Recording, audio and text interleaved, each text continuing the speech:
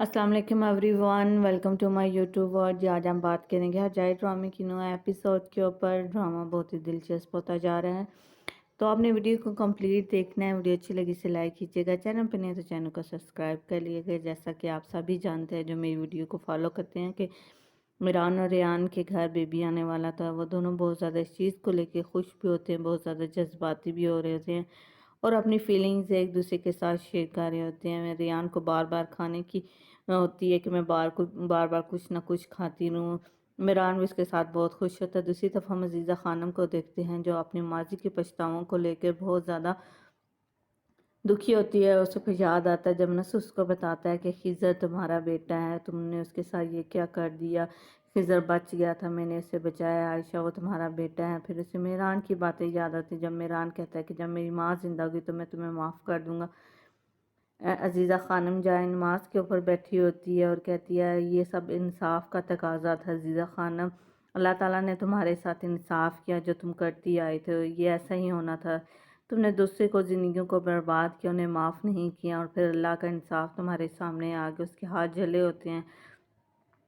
फिर वो मेरान के कपड़े लेके उसको सूंघ के रोने लग पड़ती है। फिर वो कहती है एक वक्त आएगा सब मुझे माफ़ कर देंगे, मुझे इसके ऊपर पछतावा नहीं है। अजीज़े तुम्हारे साथ जो कुछ भी हो रहा यही होना चाहिए था। अब तुम्हें अपने बेटे और अपने पोते के लिए इंतज़ार करना पड़ेगा, कब वो तुम्हें माफ़ कर दे। अजीज़ा खानम वहीं पे बैठे हुए रोने लग पड़ती है। दूसरी तरफ नसु को दिखाते हैं जो अपनी माँ की कब्र के ऊपर बैठा होता है और कहता है कि मैं आपको कैसे माफ़ कर दूं, जो कुछ भी आपने मेरे साथ किया, मेरे बच्चों के साथ किया, मेरी ज़िंदगी का सुकून तबाह बर्बाद कर दिया। ऐसा नहीं होना चाहिए था। दूसरी तरफ मेरान और रेयान को दिखाते हैं जो हमेशा की तरह एक दूसरे के साथ बहुत ज़्यादा खुश होते हैं। तो लेकिन रेयान रो रही होती है, उसे कहता है क्या तुम मुझे क्यों रो रही हो, मैं तो मजाक कर रहा हूँ। कहता है मैं नहीं, मैं इस वजह से नहीं रो रही हूँ, मैं इस वजह से रो रही हूँ अगर ये सब कुछ ना होता तो, अगर अजीज़ा खानम अपना इंतकाम ना ख़त्म कर देती तो ये सब कुछ ना होता, अरसलान भी ज़िंदा होता। हमारी इस वजह से कितने लोगों को ज़िंदगी मुश्किल में पड़ चुकी है। तो मेरान उसको तसल्ली देता है, कहता है कुछ भी नहीं होगा, आज मैंने अजीज़ा खानम को देख लिया, अगर वो कुछ और भी करना चाहेगी तो तुम्हें परेशान होने की ज़रूरत नहीं है, मैं तुम्हारे साथ हूँ, अब हमसे दूर ही रहेंगी क्या, तुम्हें मुझ पर भरोसा नहीं है, तुम्हारा शोर तुम्हारे साथ है, हम किसी के ऊपर भी एतबार नहीं करें, हमेशा एक दूसरे के साथ रहेंगे। मिरान रेयान को तसल्ली देता है, उससे कहता है खुश हो जाओ, परेशान होने की ज़रूरत नहीं है, आओ बैठ के खाना खाते हैं, फिर हम गुनन के पास भी जाएंगे अफसोस करने के लिए। तो रियान कहती है कि मैं भी तुम्हारे साथ जाऊंगी। वो कहता है ठीक है जी। फिर वो गुनन को दूसरी तरफ दिखाया जाता है। इसमें गुनन अपने बेटे को कॉल करती है लेकिन वो उसकी कॉल को पिक नहीं करता। अजीज़ा रो रही होती, कहते इतने साल मैंने डरती रही मैं तुम्हें खो ना दूँ, आखिरकार मैंने तुम्हें खो ही दिया। तो अजीज़ा खानम उसके पास आती है, कहती है जाओ अब तुम्हें खामोश रहने की ज़रूरत नहीं है, जाओ उससे सब कुछ बता दो, उससे तुम आज से मेरी तरफ से आज़ाद हो, तुम ऐसे क्यों नहीं कर सकते, उसे बताओ जो कुछ भी हो। इसमें आप छुपाने का कोई फ़ायदा नहीं है।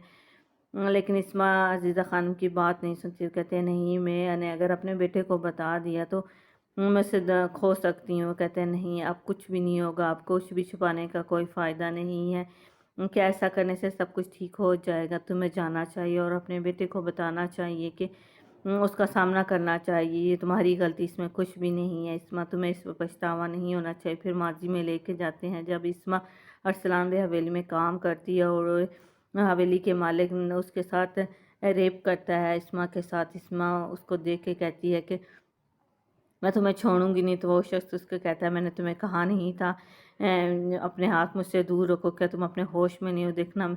इसमा चाकू लेकर उसके ऊपर हमला कर देती है और मारने की कोशिश करती है लेकिन वो शख्स उसे चाकू की दूर गिरा देता है और कहता है कि अगर तुमने किसी से भी इसके बारे में कुछ कहा तो मैं तुम्हें मार दूंगा। इतने में इसमा जोर से पीछे से आती है और उसको छत से नीचे धक्का दे देती है। अरसलान बे हवेली का एक फर्द नीचे गिर जाता है लेकिन इसमा जैसी आगे होती है अजीज़ा खान उसे पकड़ लेते, कहती तुम्हें किसी को कुछ भी बताने की ज़रूरत नहीं है, सब कुछ राज में होगा, किसी को कुछ पता नहीं चलेगा। तो फिर इसमा दोबारा हाल में लेके आते हैं तो अजीज़ा खानम कहती है ये सब कुछ मेरी वजह से हुआ।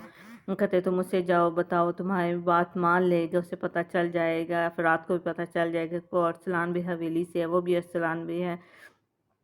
اس میں تمہاری کوئی غلطی نہیں ہے وہ کر، لیکن اسما کہتی ہے میرا دل کرتا ہے میں یہاں سے دور کہیں بھاگ جاؤں، اپنے بیٹے کے ساتھ نئی زندگی کروں، لیکن عزیزہ خانم کہتی ہے تمہیں اسے سب کچھ بتانا ہوگا، ماضی کا کچھ بھی راز نہیں رہتا، تم مجھ سے بتاؤ کہ اس کا باپ بھی ایک ارسلان بے تھا اور کچھ بھی نہیں۔ دوسری طرف سلطانہ کو دکھایا جاتا ہے کہ ارسلان کی موت کے بعد بہت ہی زیادہ صدمے میں ہوتی ہے، گورنر کو بھی دکھایا جاتا ہے، یعنی کہ ارسلان بے حویلی میں اس وقت برا وقت چل رہا ہوتا ہے، سبھی لوگ صدمے سے بے حال ہوتے ہیں، گورنر کی حالت بھی بہت زیادہ بری ہوتی ہے۔ اتنے میں باہر سے گاڑی رکنے کی آواز آتی ہے، گورنر حویلی سے باہر نکلتی ہے تو دیکھتی ہے جی فرات، میران اور ریان وہاں پہ آئے ہوتے ہیں، فرات بھی وہیں پہ موجود ہوتا ہے، ہارون بھی وہیں پہ موجود ہوتے ہیں۔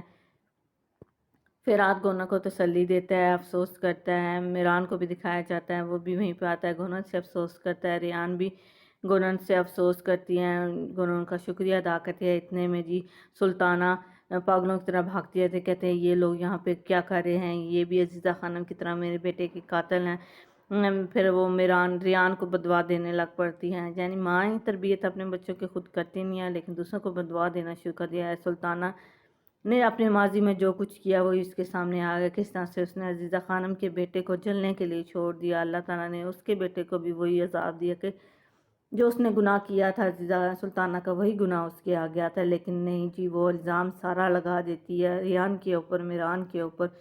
غلطی انسان کی اپنی ہوتی ہے لیکن وہ دوسروں کے اوپر الزام لگا کے خود کو آزاد کر لیتا ہے۔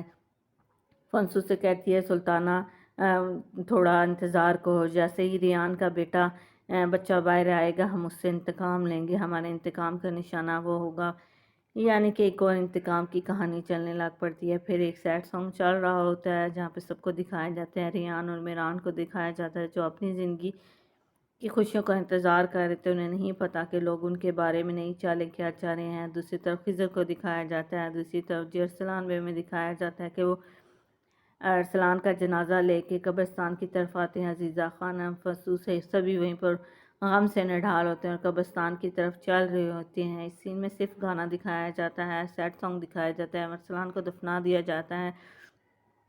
سلطانہ کی حالت بہت زیادہ بری ہوتی ہے، جہان بھی وہیں موجود ہوتا ہے ہمیشہ کی طرح موقع سے فائدہ اٹھانے کے لیے۔ عزیزہ خانم کہتی ہے میں نے تمہاری حفاظت کرنے کی بہت کوشش کی لیکن میں تمہیں بچا نہ سکی، آخرکار تمہیں موت نے آ ہی دیا۔ دوسری طرف فنسو کہتی ہے اس کا الزام تمہارے سر پہ ہے، لیکن عزیزہ خانم کہتی ہے میری پوتے کی موت کی ذمہ دار تم ہی ہو، یہ یہاں ہر طرف دیکھو سبھی میرے رشتہ دار، تمہارا کوئی نہیں، یہ میری فیملی ہے تمہاری نہیں ہے۔ لیکن فنسو سے کہتی ہے کہ انتظار کرو، دیکھو میں تم سے اس چیز کا کیسے بدلہ لوں گی۔ دونوں ایک دوسرے کو دشمنوں کی طرح دیکھتے ہیں۔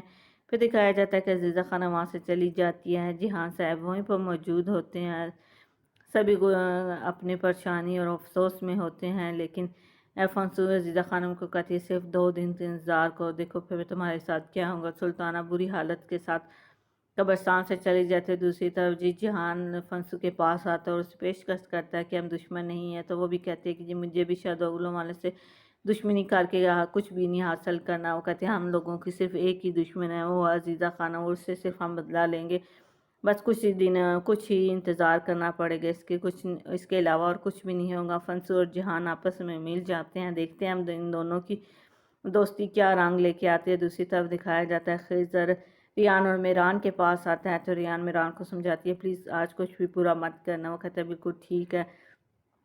ریان اپنے باپ کو ویلکم کرتی ہے، دوسری طرف گونن گل جا کے میران کو کہتی ہے بابا نے بتایا کہ تم ہمارے بھائی ہو، مجھے بہت زیادہ خوشی ہوئی، تو وہ کہتے ہیں کیا میران تمہیں خوشی نہیں ہے، ہمیں چھوٹی سی دیکھ۔ پھر خضر چھوٹی سی گل کو، چھوٹی سی بیبی ہوتی ہے اس کو بھی میران کو دیتا ہے اور کہتے ہیں یہ تمہاری بہن ہے، تم اس کا خیال رکھنا، میں یہاں سے تمہارے پاس ان کو چھوڑ کے جاتا ہوں۔ ریان تو اپنی چھوٹی چھوٹی بہنوں کو دیکھ کے بہت زیادہ جذباتی ہو رہا ہے، چھوٹی سی بیبی کو اس نے گود میں اٹھایا ہوتا ہے، اس سے لاڈ پیار کر رہتا ہے۔ گل بھی یہ سب کچھ سامنے سے دیکھ رہی ہوتی ہے، وہ کہتی ہے کیا تم چاہتی ہو، وہ کہتی ہے کچھ نہیں، وہ کہتی ہے کہ ہم کھیلیں، مل کے کھیلیں۔